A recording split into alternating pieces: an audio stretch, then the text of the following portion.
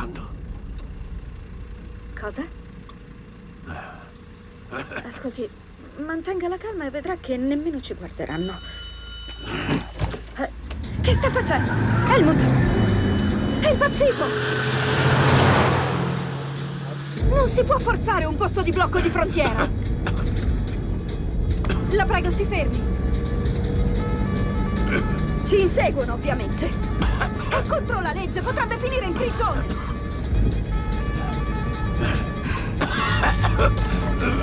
Vada dietro, guido io. Assolutamente no! Ehi, sei pazzo! No! Vuole farsi arrestare? Cos'è, uno scherzo? Che diavolo sta facendo? È ubriaco. Lascia il volante! Vuole andare in gara? Togliti! Si sposti, lasci il volante e vada nel retro.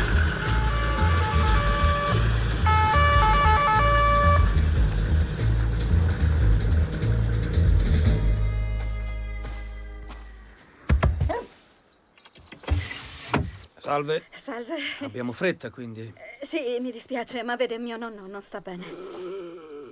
Respira malissimo. Penso che stia per avere un infarto.